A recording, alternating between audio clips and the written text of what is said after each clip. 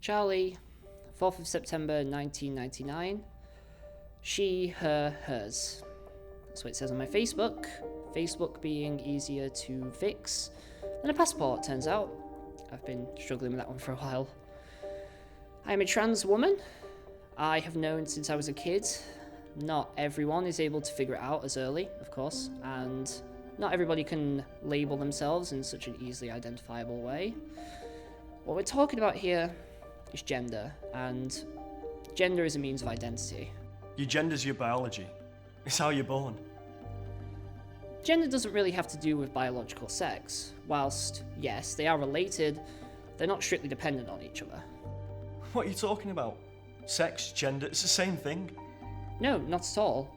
Sex is biological, and how you're born isn't really a good way of identifying how your characteristics are anyway. Sex characteristics can completely change throughout a person's life, and gender is a little bit different.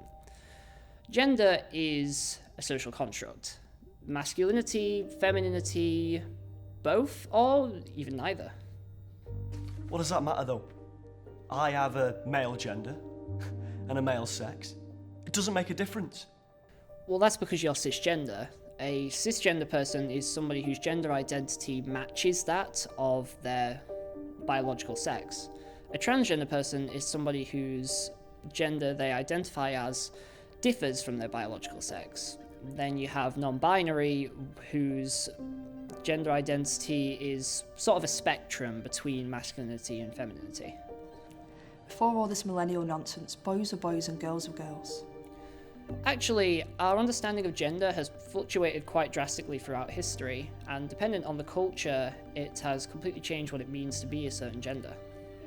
I'm not talking about Greeks wearing togas or Scottishmen in skirts. I'm talking about walking down the high street and seeing boys in dresses and pink high heels. It wasn't even 100 years ago that dresses were seen as clothes for young boys, and pink was actually a masculine colour. High heels were invented by 15th century Persians as riding boots, and British aristocrats would buy them to seem taller and more intimidating. But I'm getting off track. What I'm saying is, gender is arbitrary and depends entirely on the culture that is within. It's not to say, though, that it doesn't have a huge impact on how you are seen and treated by others. How long have you been living as a woman? I'm not really in a position where I feel safe or comfortable to say that yet. That's kind of why I'm here. I'm sorry, I don't really feel comfortable advising any treatment at this stage if there's any uncertainty. There wasn't. A lot of the time, it is the people who have a duty of care towards trans people that are the quickest to distrust us. A lot of my trans friends are the same. Police, teachers, even doctors. You get the gist of it. Transphobia isn't a problem of just a few harsh words. It's a systematic issue, caused by what people have been taught their whole lives. Did you know the first Pride was organised by a trans woman? Marsha P. Johnson. That's a name that should be in every history book. But people don't want to learn about trans people. And if they do, it's from a tabloid, where people are trying to get out the absolute worst of us. There are so many trans voices out there, yet people are only interested in hearing about the bad things.